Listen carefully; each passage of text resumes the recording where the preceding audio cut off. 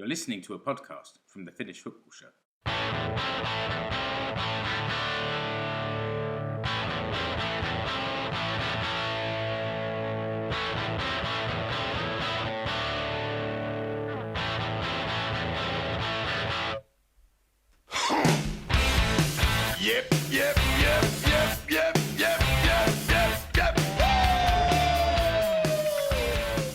Yes, it's the Finnish Football Show.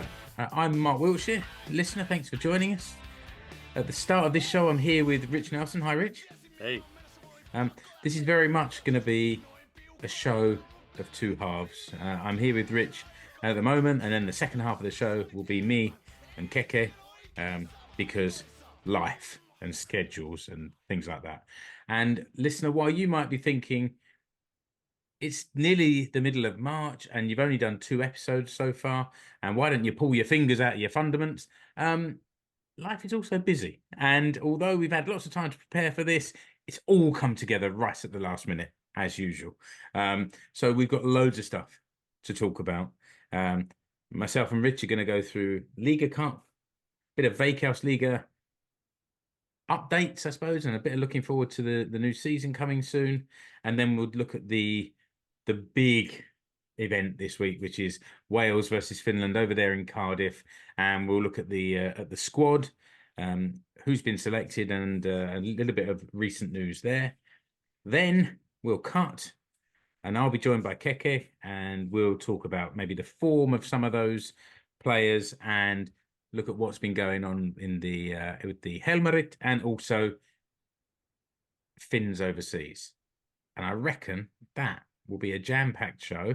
And then surely, especially if Finland win, but anyway, we'll be back. We'll be back after the Wales game with a bit of a review or a match report or something like that. So I reckon, Rich, let's crack on with a bit of Liigacup first of all. I think when we were last in the last episode, we talked about there being a couple of games left and the semi-finals. So maybe talk through the semi-finals and then throw forward to the final. So the Liigacup, 2 groups of 6, top 2 go through to the semi-finals. We had in Group A, Lahti won that group with 10 points from 5 games. Inter 9 points from 5. There was a bit of controversy with Huuhkajat with 2 games remaining decided to field their second team or their academy side, Clubby 04, as the seniors went off to Turkey for a nice warm winter training camp, which in all fairness, they do most years. But I think the fact is they'd already started the competition. I think some of the other teams were a little bit annoyed that their final games were basically men against boys, as it were. So they ended. How did that affect the results?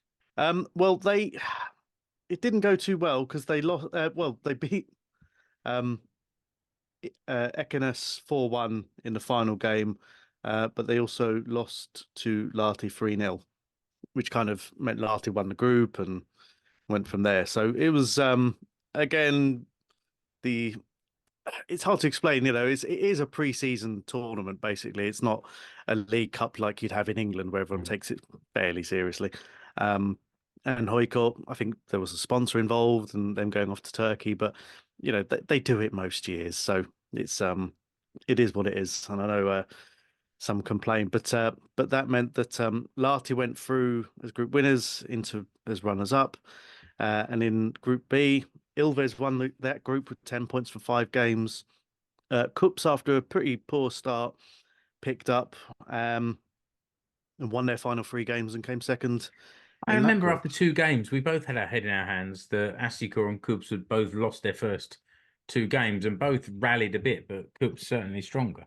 Yeah, they won. They beat VPS 5-0, Asiko 3-1, and then Kups beat Oulu 3-1 in their final game. So that took them to the semi-finals, which was Ilves against Inter at Ilves' nice shiny new Tamala Stadion, and Inter Party Poopers 1-1-0. Was that last? It was a while ago now. And then the weekend just gone in the other semi-final, Kups beat Lahti 2-0. So the Kups on a really decent run of form after a terrible start, which means that the final which will be played on Easter Saturday, is going to be Inter hosting Cups at the Veritas Stadion on the 30th of March. So again, it's difficult to see as a precursor to the new season. Both Inter and Cups have gone through quite a lot of changes on the pitch, and Inter have a new manager, of course. But I think it should be nice to see sort of two of the sort of teams who you'd expect, at least in the top half, to have hopefully a decent game after this set of internationals. And just to be clear, the Veritas Stadium is Inter's home stadium, so that's kind of how that's worked. Semi-finals and finals are at the home teams stadium. Yes, yeah. There's no neutral grounds or anything like Yeah. that. And Inter, because they've relayed their pitch, it's artificial. They played all their group games, which, as we discussed before as well, playing in January outdoors in Finland is a risky strategy, but it appears to have paid off, Cotton. So yeah, it was notable early on that most games were being played indoors, and then Inter were running around outside that's the secret. with tube scarves and gloves and tights and everything, because it was parky out there. But anyway, Yeah, I think we saw some players with hats as well, like woolly hats, beanies. Which, yeah, comes up occasionally. it only used to be the Iceland goalkeeper that wore a beanie during the game. But okay, so good luck to Inter and Cups. It feels like they get to the final with a lot of things in recent years, but not just the Liigacup, the Suomen Cup as well. Yeah, they're three Suomen Cup finals in a row. Won two of them, and yeah, last year fell at the last. But I think yeah, it's weird. I mean, again, as we feed into the Veikkausliiga starting the week after that on the 6th of April, Cups again had a pretty poor start to pre-season, having a big change in the playing staff over the winter. But it looks like they've starting to bring through a few players, some familiar faces, and hopefully starting to fill those gaps that were left at the end of last season and actually during the season as well. They've signed Petteri Pennanen, who left India, who did so well he was the captain of Cups when they won the league in 2019. 19?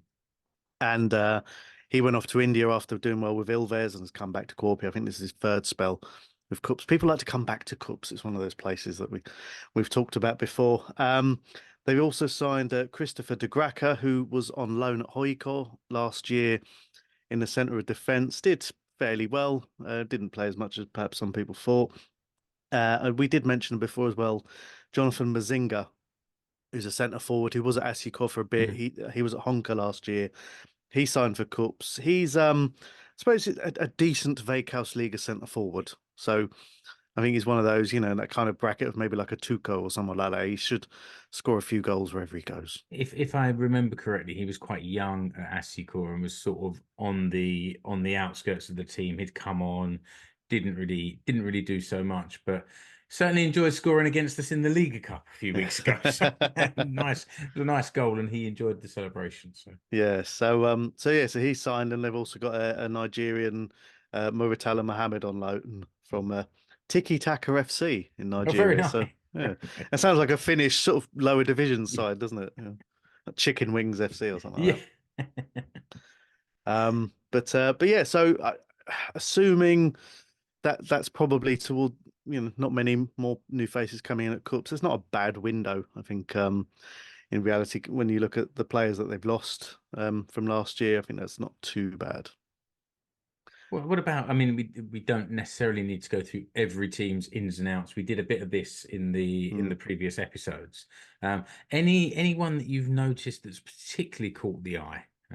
I was flicking through and noticed across several different teams quite a few players coming from from England really, but certainly from the UK. More so than you might have had in the past. Yeah, very much. Hoiko have been plugging that market. They announced last week they signed Luke Plange from Crystal Palace on loan. He's a young centre forward. From there, I imagine Aki Rielati has probably had some involvement in that signing. But he scored a hat-trick for Palace under-21s last week. So I'd imagine he's a decent pedigree, and by the looks of the replies to the tweets, I think a lot of Palace fans are kind of bemoaning the fact that they've got a young player scoring goals in their academy side, and he's being shipped off on loan to Finland for a year. I think they've got a point as well, because I don't rate either of those two strikers at Crystal Palace, and they seem to have had them for 2 or 3 years now, and wonder why they don't score goals. Yeah, so I think he's one of those players that could come in and make a decent impression, and I know as well that this hasn't been finalised, and a friend of the show Ito Ikala got some info a couple of weeks ago that Hoyko were looking at signing Lee Irwin, who was at Hacker a couple of years Aha. ago, and I think there were some issues around his contract, and he was hoping to come back to Hoyko for the start of the season. He It went looks to Lebanon or somewhere like that, Yes. didn't he? So I think he probably still had his Hacker kit on from the end of the season when he announced that he was leaving. Um, but I think it looks like he's going to move to Hoyko in the summer. Yeah, that So would be yeah, at Veikkausliiga level if they can yeah, provide him the service. He was terrific. yeah. He was terrific. Um, And also they've signed former Cups defender Diogo Thomas back from Norway. I think that's a permanent transfer. So he left at the end of 2022, went to Norway, did okay. But yeah, he kind of broke into the Finland squad around yeah, that time as well. So again, like we joke around on many occasions, he's looking to cement his place in the Finland squad by moving to Hoiko. yes, quite right. I don't think that's going to work for the English players. But yeah, also saw that Haka have signed. I think we mentioned this before. Joshua Oluwadiemi from Portsmouth, and also, oh, sorry, that was last year. And then Haka, Liam Hughes from Liverpool seems to be a Mm. permanent signing, Yeah, and Imani Langadok from Fulham as well. And there were a couple of others there's that I noticed coming there's in a this. Brooklyn Lions Foster of Tottenham. Yes, He's gone as to well. Hoiko, and I think he's kind of been with them for a few weeks now. So again, it's a market, and I guess a lot of English clubs are looking at Finland and seeing that British players have gone there and got some minutes and done quite well. I mean, we look at probably one of the best examples was Connor Hazard when he went to Hoyko a couple of years ago, and played well and been getting caps for Northern Ireland since. And And where is maybe he these playing links. now? He's playing fairly high up, Was it championship level. Plymouth? Yeah, it might be. I think Yes, you're I right. think it was Yeah. Plymouth. But I think th this is the thing that I think Finland is being seen as a shop window. I mean, bear in mind as well, like we're almost going back to that period in the 80s when British players were moving to the Nordic leagues in and then I mean I know Marcus Gale of Wimbledon, he played for Cups. You Carlton had Carlton Fairweather went to Sweden at one Vinnie stage. Jones, Teddy Sheringham went to Sweden. Daniel Sturridge's dad played in Kokkola, I think it was in the 80s as well. So Oh, I think really? yeah, so Okay. there were quite a few, and obviously the ones who did quite well, and when Finnish clubs got quite far in Europe as well, they had a smattering of English players around, and Keke Armstrong, of course, as well. The capo at the top of all those English Yes, imports. the king. Uh, so, what are you?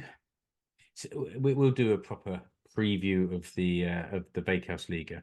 And when we're talking about that, maybe we should give a shout out to a new friend of the show, the Nonin Jalkapallo blog, and well, I found him on Blue Sky of all places. So there are people on Blue Sky. It's not just me and you, Rich, chatting to each other on there. There are other people out there.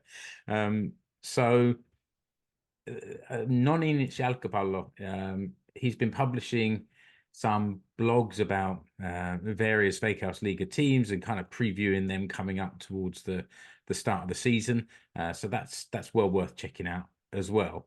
Um, anything that you can learn from the Liigacup that might carry into the season?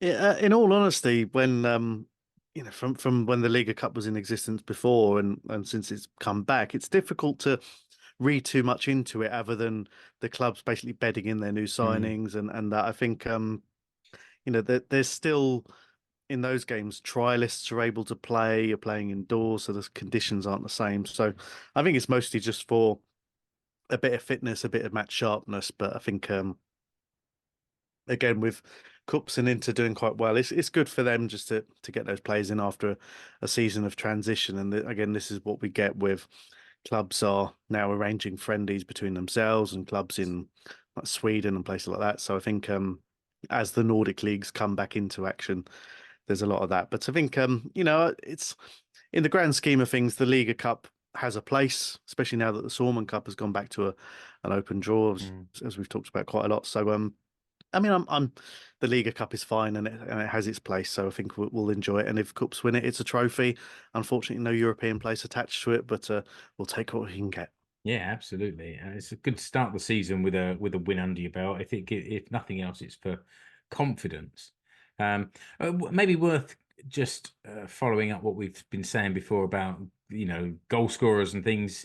So these are all Liga Cup games and goals so far, but Santeri Harala, Ilves, 5 goals out of 6 games, which is pretty good going. Second, Jaime Moreno from Asicor, 4 goals in 5 games. And I think, well, no, I know that in the next 2 practice games, he scored twice in each game. So he's really built up some form. And I thought when he came to the club, he had some form in Central America and had one season where he scored 27 goals. And I thought that he would find the Finnish league one where he could get goals. And he's been an important player, but not prolific. I think maybe 9 or 10 last year, which is not bad, but it's well off the top scorer. So to see him get 4 in competitive games and another 4 in practice games already is that fills me with a bit of optimism. Yeah, and one personal shout out we talked about in previous transfers was Colin Oditayo, who's at Lahti. He was on the books of Villa as a kid, and I think he dotted around top Netherlands and then come from Lithuania. But he scored in his 4 last Liga Cup games, and he's a winger. So again, yeah, 4 in 6 for him, 4 in 6, 4 in 5 for Darren Smith at Inter as well. Yeah, so I think some of these players, especially Oditeo's, coming into the country and getting used to playing in a different league and a different team. Lahti might look semi-interesting for once. So who knows? Maybe. Maybe. That's That's one of the boldest predictions you've ever made, Rich. We might follow them with some interest. Yeah, that's right. Okay. Shall we get on to the big story? Why are people here? Yes. So Thursday, 21st, 9:45 PM, obviously. Finish time, 7:45 in the UK. Wales versus Finland. This is the playoff through the Nations League pathways, I think they call them, don't they? Yeah. And the winner of Wales versus Finland plays the winner of Poland versus Estonia, and whoever wins the Wales-Finland game gets a home fixture. So potentially Finland win away. They've then got a home game on Tuesday, the 26th. I'm doing the maths, looking at the date in the corner of my screen and trying to work it out. Tuesday the 26th at 7 p.m. finish time, which is very civilized. And that game, there will be a game in Helsinki next week. Whether it's a friendly against Estonia or a playoff final against Poland, those two couldn't be much further apart. Or it could be the other way around. It could be a playoff final against Estonia. Who knows? Well, okay, yeah, unlikely, but yeah. I shouldn't do Estonia down. That would be a massive upset. Yeah, we'll see.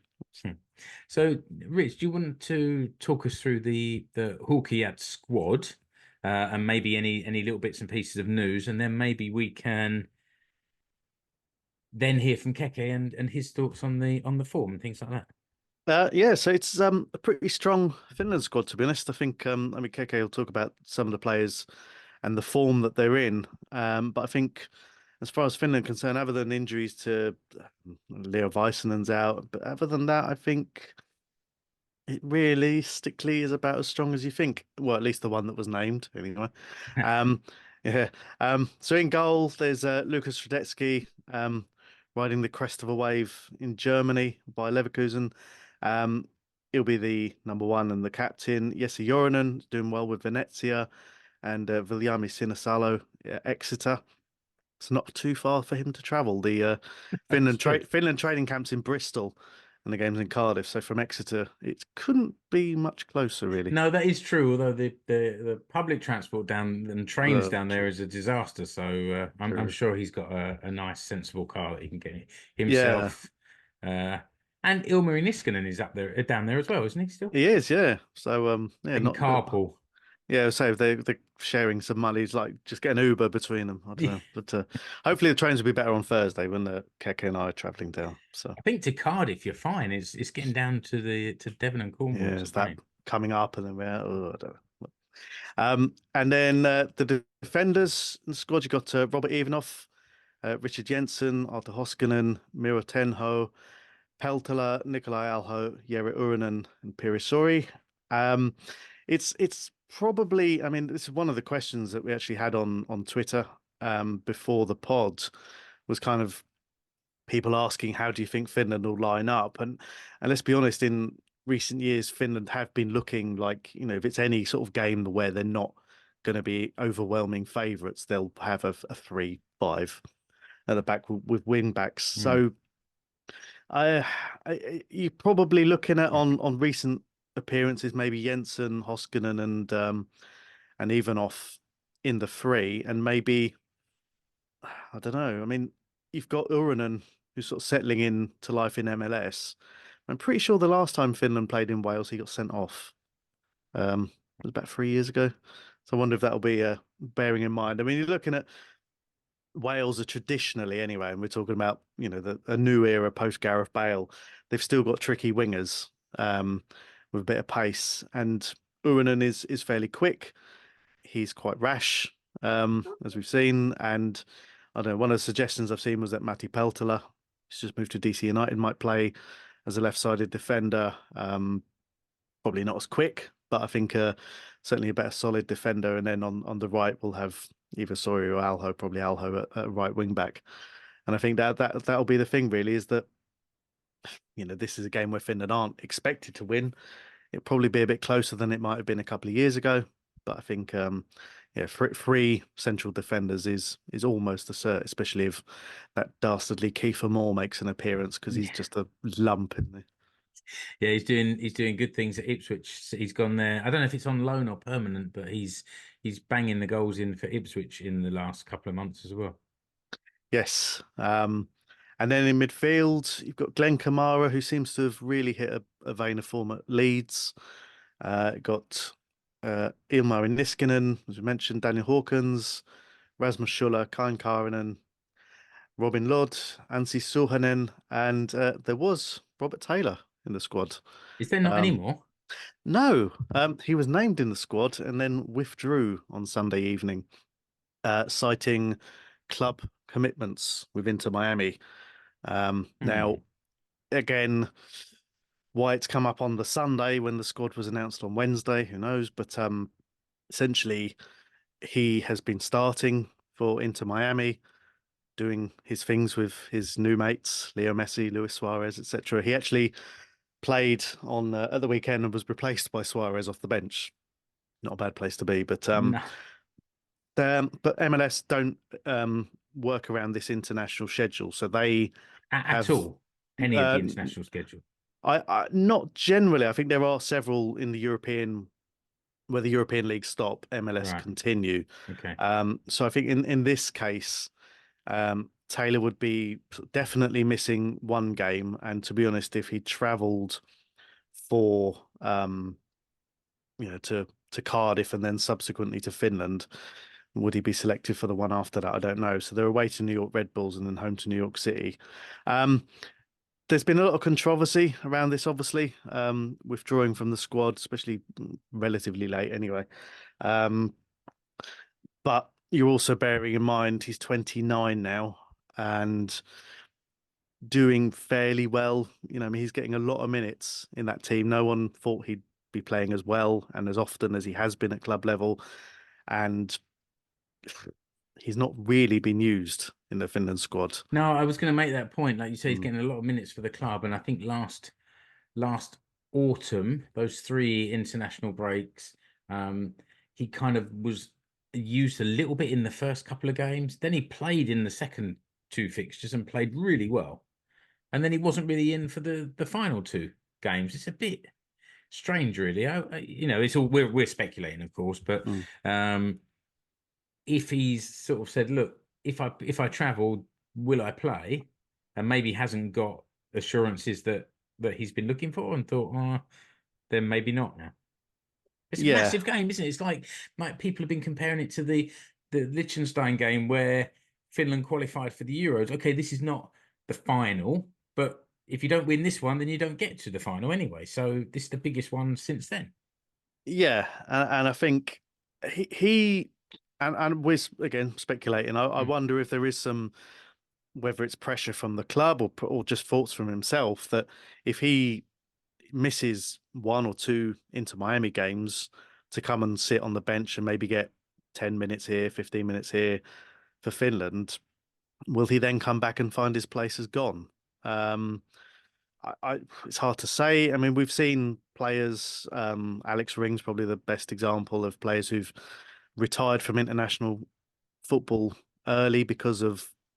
I mean, in his case, there was a lot of travel involved when he was at New York City, and he's doing well at Austin. But that was September 2018. He retired, and he was. I mean, he was playing more for Finland than Taylor has, and he made that decision to leave. I think Taylor, if this is the case, 29, and he's withdrawing from this squad, I don't think if Rive's in charge for as long as he is, I don't think he'll be back. Maybe if there's a subsequent change of manager further down the line, who knows? But on Rive remembers these things. He's got form for this.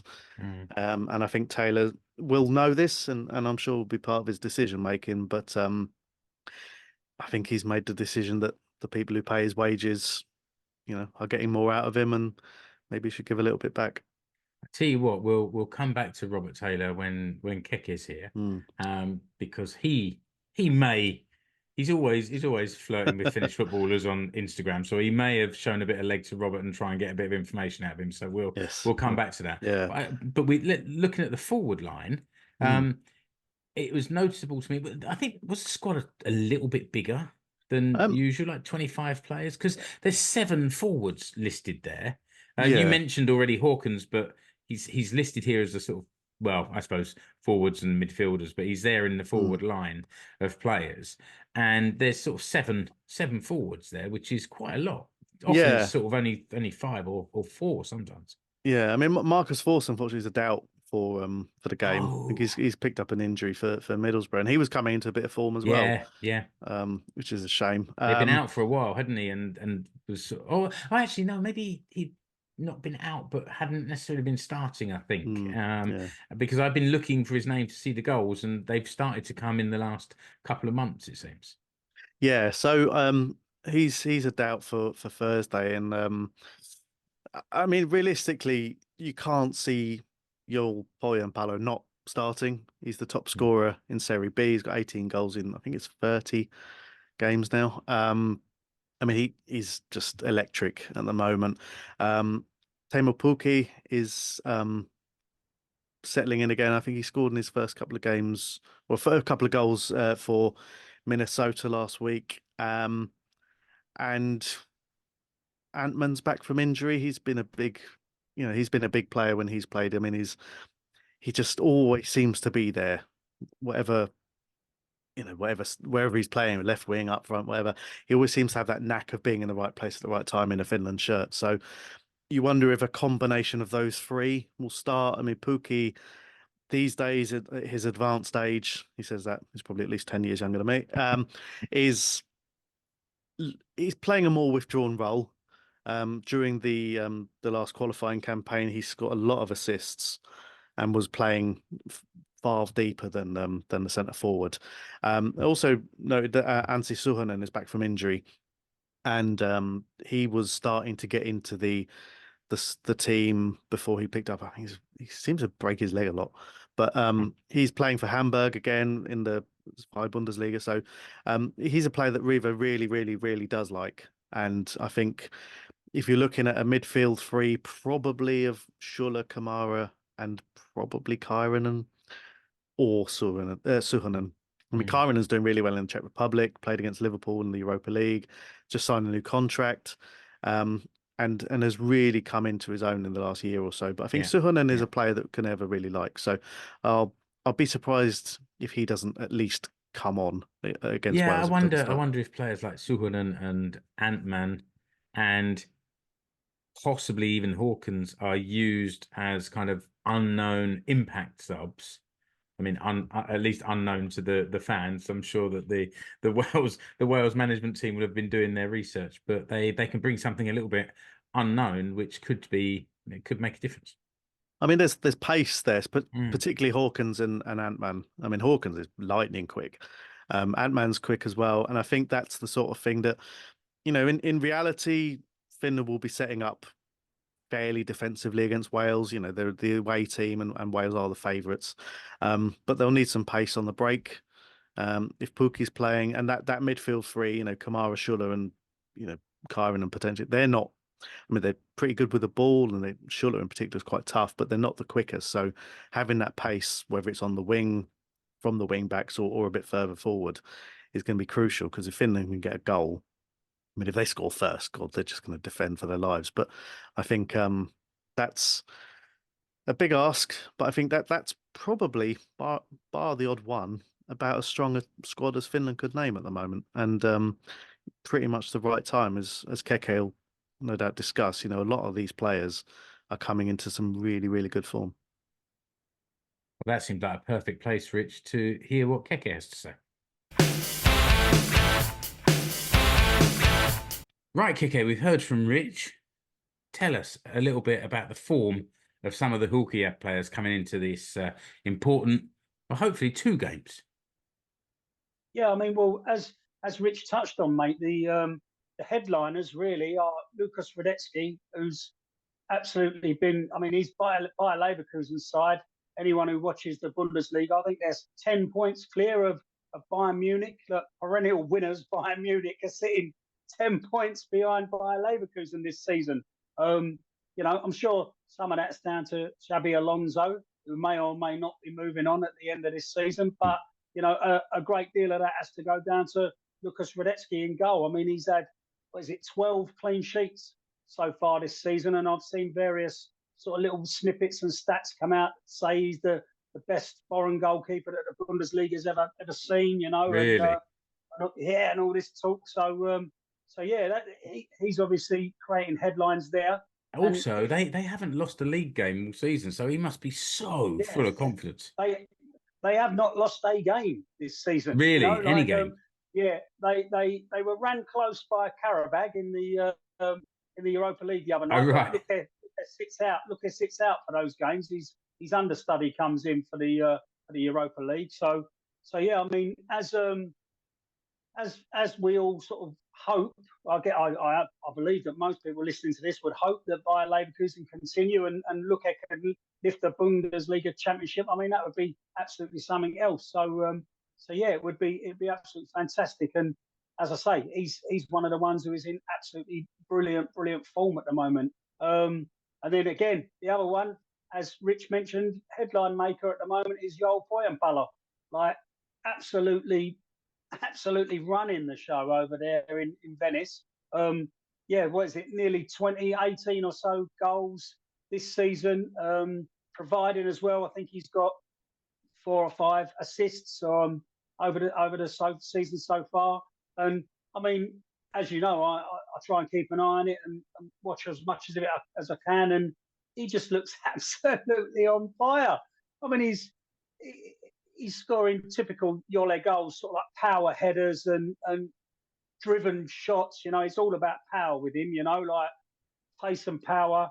And yeah, he's. I can't see how Rivet can look past him for a starting berth this week, mate. So no, that's true. They're the two. Sorry, I was going to say that this is not just like this season, but the end of last season he was on fire. It just carried through almost for 12 months, isn't it now? Exactly that. I mean, when he first pitched up at Venezia, they were sort of lounging down the bottom of Serie B, and Jole's goals sort of pulled them up, and they made it just about into the playoffs last season. And then this year, they've been second, third, there or thereabouts all season. And yeah, in no short reason because of him. And obviously, Jesse Jorinen in goal at the other end for Venezia, who's doing well as well. Yeah, clean sheets here and there. So yeah, those two will be full of beans and looking to. Yoli will be looking to add to his goal tally for Huuhkajat, I don't doubt, mate. The other one that struck me just at the weekend again was Glenn Kamara, who joined Leeds, and we were all saying that could be a really good move for him, and he seems to be winning friends, and he's slotted in there nicely. Winning friends and influencing people, mate. Yeah, influencing games, more importantly. That's it. He's doing really well in Yorkshire. I mean, like, he's doing that sort of typical Kamara role, you know, like where he's breaking up the play from the opposition. Driving with the ball a couple of yards and then looking to release, you know, and set up attack. So, and he's been doing that really, really well.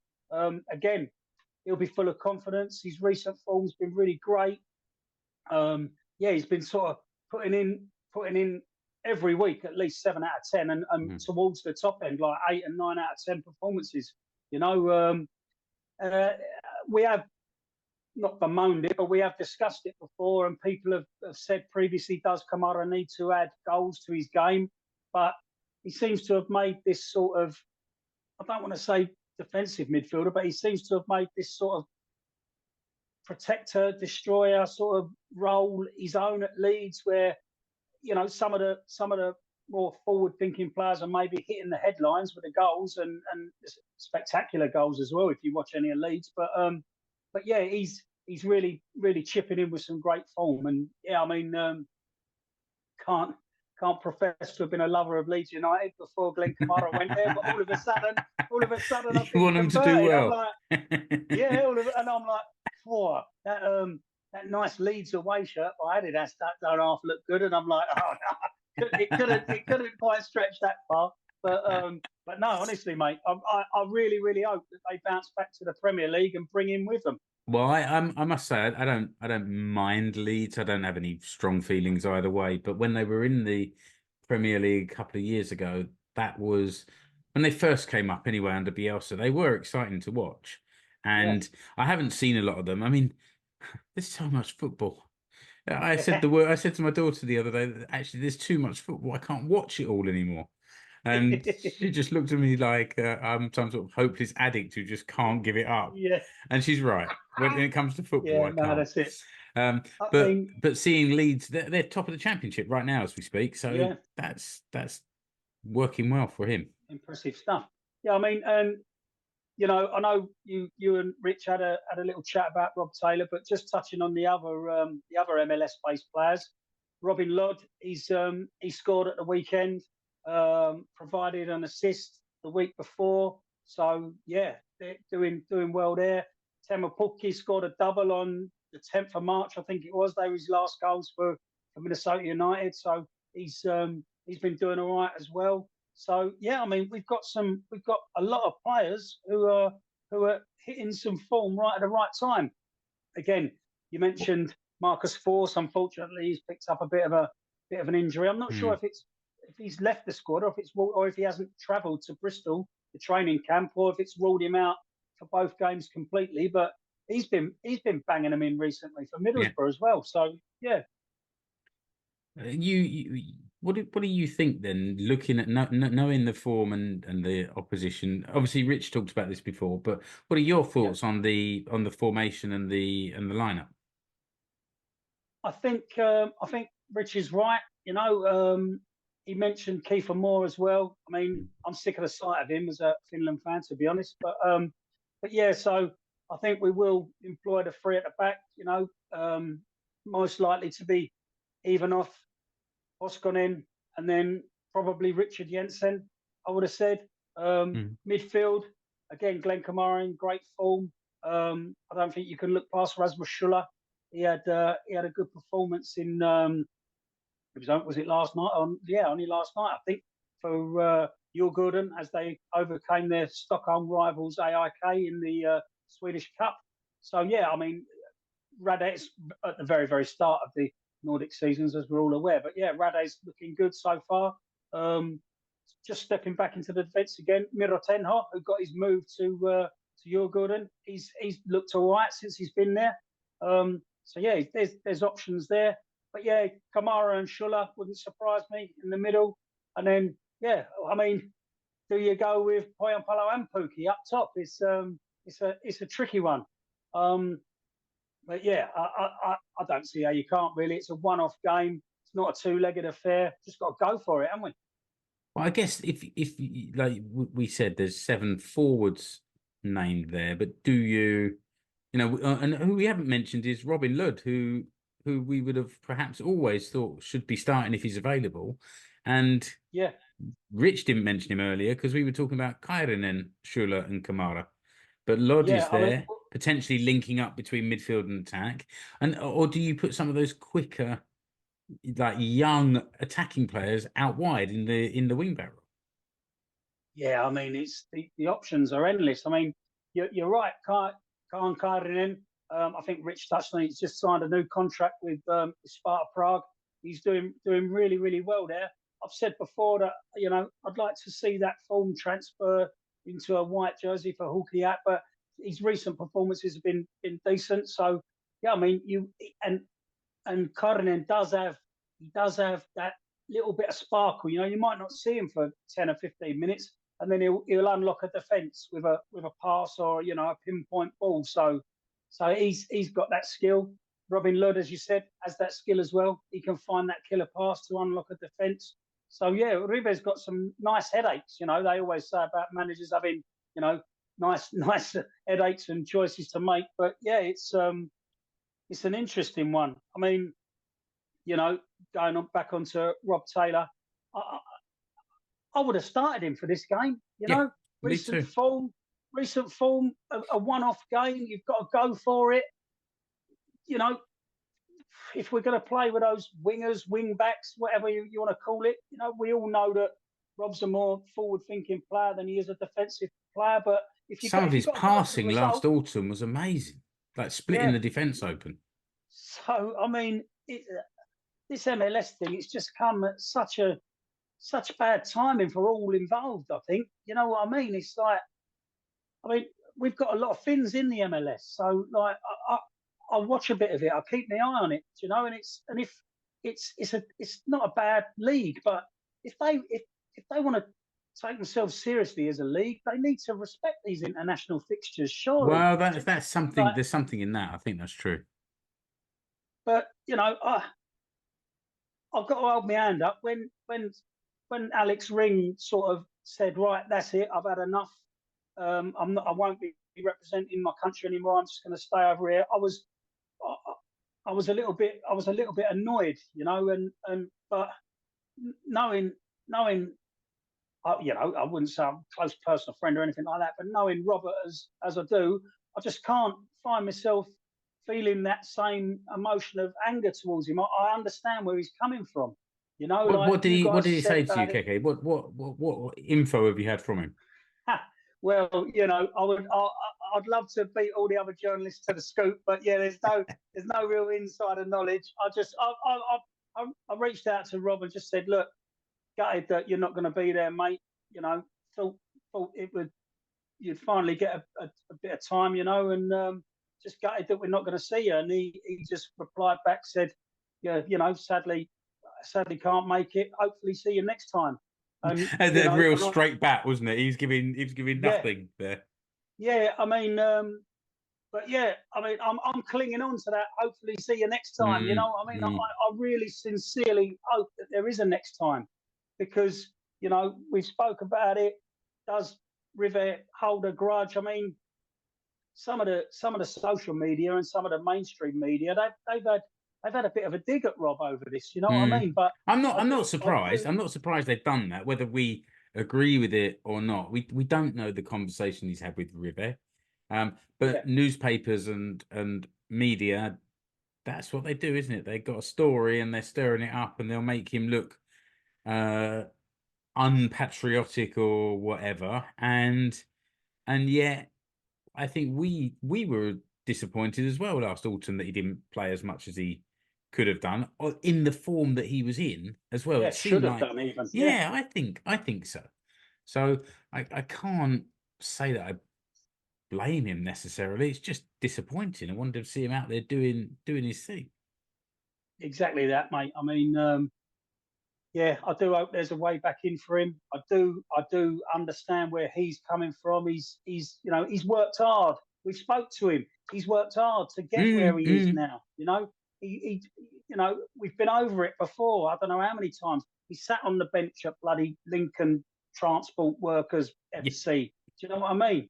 And was told he wasn't good enough. So for him to be playing in a stadium like he does for Inter Miami, smashing in goals and keeping Luis Suarez out the side, then I understand where he's coming from. I do.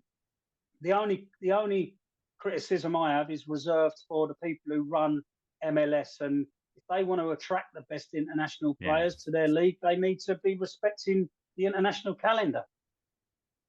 All right. Talking about the international calendar, let's move our attention a little bit from the Huuhkajat to the Helmarit, to the women's national team. We had in the last episode a few weeks ago, we talked about the Pinatar Cup, this kind of February training camp and friendly competition. Can you talk us through how that went? Because we didn't come back afterwards, and this is the first time we've been back together. Finland had 3 games lined up. They did, mate. They did. The first of which was a friendly. So we discussed the format in the previous episode. Invitational tournament.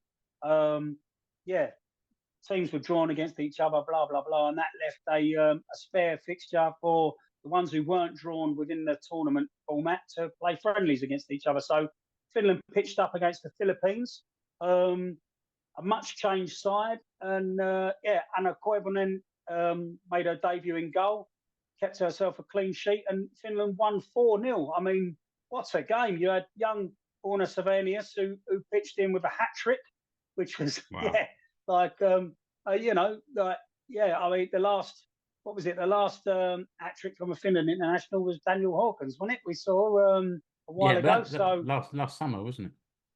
Yeah. So I mean, it was lovely to see Orno get that. Ava Newstrom headed in the other goal in that 4-0 victory, and that really set them up for we really set them up for the 2 competitive games. The first of which came against Slovenia. It saw Olga Artinen and Evelina Summanen, the Tottenham ladies pair, both earn their 60th caps for the Helmarit. So that was a nice little side note. And in the interview after the game, they both seemed very, very pleased to have reached that milestone. And did they give you a shout out for all the support you give them from the stands in East London? Not particularly a shout out, but there was a nod and a wink, so I'm taking that. You know what I mean? They obviously knew I'd be watching. But no, it was good to see them reach that milestone. Great players. But yeah, Jutta Rantala, talking about players who are in form. Jutta Rantala, she scored the goal that saw Finland beat Slovenia 1-0. And yeah, for followers of the women's game, she's been absolutely storming it in WSL at the moment with Leicester City. But yeah, so that set up a final against our old rivals Scotland.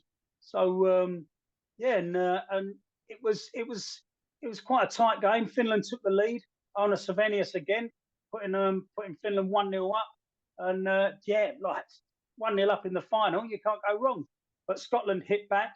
It finished 1-1, and we eventually got to a penalty shootout, which nail biting stuff. But it was down to Tini Korpela, another friend of the show, who managed to save some of the penalties, and we were crowned champions, mate. The old cup champions of the Pinatar Cup, no less. That's it. I mean, it was quite cool actually, because Linda Sandstrom posted on her social media that she's been like professional for something like 15 years or something like that, and this was the first cup she's ever won. So I mean, she's like Finland's record goal scorer, played in all these leagues and for all these clubs, and it was you could see the joy all over her face as she hoisted the Pinatar Cup over her head. It was her first bit of silverware. So So there you go. But the thing is, like, So, it's a win. Okay, it's a friendly Yeah. competition, so that's fine. But we're going into later this year into qualifiers for the next Euros. That's it. So building up, or not just building up, but continuing the momentum from last year with 2 more wins and a draw. I guess, through the spring and summer there'll be some more friendly games before these competitive matches in the autumn. So it's important from a momentum point of view, and Orna Savenius must be walking on clouds now. Exactly, mate. I mean, yeah, some of the girls are playing really, really well, and you've got the Women's Nations League that comes along. So when that rolls round, we'll have a little show about that. I don't doubt. But yeah, the Helmarit are doing great things, and as you said, it doesn't matter who these games are against or where they are located, and what's it fosters a winning mentality. And did I just misspeak? Did I culture. say that? Sorry, Kicker. Did I say it was the Euros coming up? Is it Nations League next? There's they're all coming round thick and fast. They're similar formats. It's a bit difficult to remember which is which, isn't it? Yeah, but there's some competitive fixtures coming up soon, and once we've worked out the calendar, we'll have a look at those. Yeah, we've been not hibernating, but we've certainly been fairly relaxed about the pace of the fixtures coming up. But Veikkausliiga starts in a few weeks' time, and if Finland win these next 2 games, summer's going to get crazy. It was crazy a few years ago with the Euros and getting up in the middle of the night to do radio stuff in the UK. That would be fun if we can get that again. That's it. I mean, yeah. I just obviously Rich and I are travelling to Cardiff. We'll be cracking open a few beers on the early train from Paddington. So yeah, so we'll watch out for our voice notes coming through. Actually, I'm gonna re-correct myself again because I've got this up now on the screen. So in the autumn are the qualifiers for Euro 2025. So they're in that same league format as the Nations League. So it seems like the women's competitions are going to keep this same group format with the promotion and relegation. And when you finish the Nations League, the groups get redrawn into the next Euros and then on again to the next. I guess the next Nations League and then the World Cup. The in between that. So Finland were drawn a couple of weeks ago they're in group in League A. So they got promoted out of League B at the end of the last Nations League. So they're in League A, Group 1, and it's Finland, Italy, Netherlands, and Norway. I think it's always a bit tricky for us to just look at the name and think, "Oh, that's tough." But when I saw that, I thought, "Oh, that's tough." Yeah, exactly. Because the Netherlands are strong. We've come up against them not so long ago, the Netherlands, and yeah, that was a tricky game. But yeah, if you want to be the best, you've got to play the best, haven't you? Yeah, and I think Norway have got, obviously, if she plays, Arda Hedeberg, who's one of the top women's players in the world. And I don't know, Italy, that flag and that blue shirt, I always find it a bit intimidating. No, that's it. So there could be some good battles actually in the autumn. So keeping this winning streak going, and yeah, you're right for sure. In autumn, I think now every autumn's going to be like last year, where we were like almost podding every week, just desperately trying to keep the tape recorder going so that we could get these episodes out there and cover what was happening. So I think we're entitled to have a quiet period at the moment before it all starts again. I guess the last thing, it's the quiet period's just about at it. I think it's about to get very noisy on Thursday. It really is. Yeah, that's quite right. So yeah, I mean, as I say, like getting the train down there to Cardiff with Rich, going to cheer the guys on. I really, not just because we're going, but I do really, really hope that we can get one over on Wales. I mean, I don't think it'll be a pushover, but as I say, one-off game, got to go for it. Let's just hope Finland come flying out of the blocks. I mean, there's plenty of fans coming over. It's going to be a few of us. We'll be in good voice no matter what. yeah, looking forward to it. I'm actually meeting my good friend Seppo. He's coming over to Sevenoaks tomorrow to say hello before we all travel over to Cardiff. So, and he's an FC Larty fan. So no funny business about them, mate. Oh, I think we might have already been a bit snide about them in the first half of the show, so don't tell him. Well, he'll be listening, so you better watch out. Oh no, I'll be going in disguise in future. No, good man. Do you have anything else to add about Finns overseas? We talked about some of the players that have been sort of tearing it up a little bit, but if there's anything particular going on that you think we should mention. Let's have a quick look. Obviously, we touched on Kardinen signing his new contract at Sparta Prague. That keeps him there to 2028, I believe, the summer of 2028. Wow. Okay. So yeah, obviously they're appreciating him there. Sunny Franci, going back to the women, she scored to put her side, Real Sociedad, into the final? Yeah, into the Copa del Rey final, which is obviously the women's version of the Copa del Rey in Spain. So she scored, to put her side in the final. So she's doing really, really well. What else have I got? Oh, Emma Koivisto for Liverpool. She's doing really well. Scored twice a week or so ago. So, really pleased to see. What else have we got? Mentioned for young Jimmy Torianen, who we mentioned the other week, made his Chelsea debut, and he's now gone off to the Huuhkajat training camp, I believe, which is his first call up to the under-21s. I mean, there was some talk, I think it was between us on the WhatsApp, that Chelsea had not actually released him before. It wasn't that he'd gone unnoticed. It was like Chelsea wanted to keep a bit of an eye on him and not necessarily release him for international duty before. Oh, really? That's interesting. Yeah. So I think they don't necessarily want one of their assets disappearing and getting himself hurt. But yeah, this time he's been allowed to join up. So okay, good. So that's good. Yeah, and there you go, mate. That's pretty much it. I mean, there's a lot happening, but no, it's good. And you're looking at your phone, but I'm guessing you're looking at your own Instagram page that you run with all the There's no better place to get the latest info, mate. There really isn't. And all of our social media is different. Like we now have the Finnish Football Show Twitter handle. So Escape to Suomi became Finnish Football Show. And Rich is on there kind of giving updates, just general news updates, sharing stories, info about Finnish football. Then the Facebook page is where we kind of share our own content. But then the Facebook group, which you have to ask to join, we're sort of sharing other stuff from around Finnish football and trying to get little conversations going as well. And then Instagram is where you can get kind of news on Finnish players all around the world. That's why we always throw this open to Keke, because he's on the case. So yeah, just speaking about Instagram, mate, just quickly, sorry, there's a bit of breaking news for you.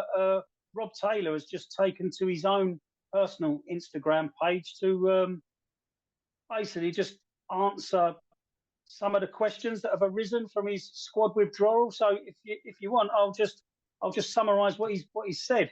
Obviously, it's in Finnish, so we've had to, with the help of a translator.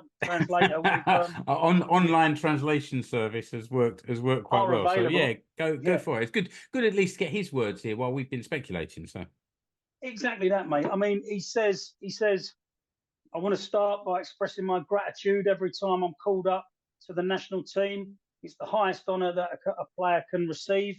I also really appreciate my teammates and coaches. And he says he has a fantastic relationship with all of them.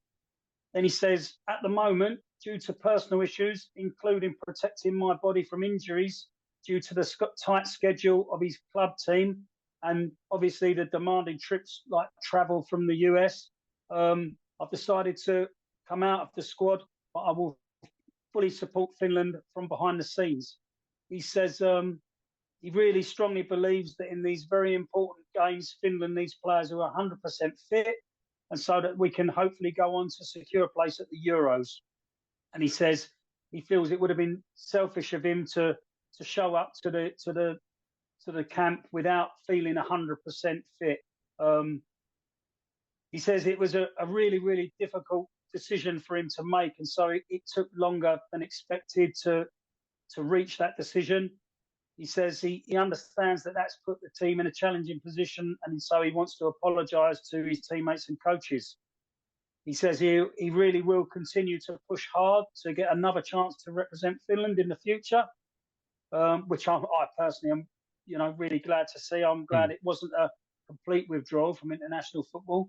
And then he says, I don't want this now to be a distraction for the team. So all Finland fans, please put the focus on the team now and cheer Finland to victory. And then obviously signs off with "Oi Suomi on." So, he's felt the need to come out and answer some of the questions. And I think he's done that quite coherently. So as Rob says, I think hopefully everyone can put that to bed now and get behind the Huuhkajat. Yeah, and I think that's probably the perfect place to end this episode as well, isn't it? Really? Yeah, I mean, we've speculated, we've talked. For me, Mark. Oh, I see. I suppose that's important too. Yeah, I didn't even think to ask Rich about predictions, but I'm gonna go for tight 2-1 to Finland. It's got to be. I mean, what's the point of sitting here talking to you and Rich for an hour if we don't believe we're going to win it? I mean, I like it so much, Mark, that is the scoreline I was going to go for. Okay. But okay. Let's as you've gone 2-1, which I wanted to go for, I'm gonna have to go 3-1 now. So 3-1. So yeah, so two we go 2-1 ahead. Wales are pushing to get that equaliser and take the game on a bit further, and we get them on the break and win it 3-1. All right. Well, I like the sound of it. That sounds good to me. I think sometime after Thursday's game, probably Friday, or over the weekend, we'll get something out looking back at that game and hopefully looking forward to a competitive final next Tuesday. Although we could be looking forward to that would be nice. Uncompetitive friendly. So fingers crossed, thumbs up, all those things, and Oi Suomi on, of course. Oi Suomi on. Keke, thanks for joining me today. Kiitos. And Rich, thank you for joining as well. Hey. And listener, until the next episode of Finnish Football Show, thanks for joining us. Goodbye. You've been listening to the Finnish Football Show. You can find us online at finishfootballshow.com. Remember to subscribe to the show wherever you're listening or watching. You can follow the Finnish Football Show page and group on Facebook and also on Instagram. Escape to Suomi on Twitter is now Finnish Football Show on X. And you will find us on Blue Sky at Finnish Football Pod. See the links in the episode description, along with the links to the Finnish Football Show merch stores.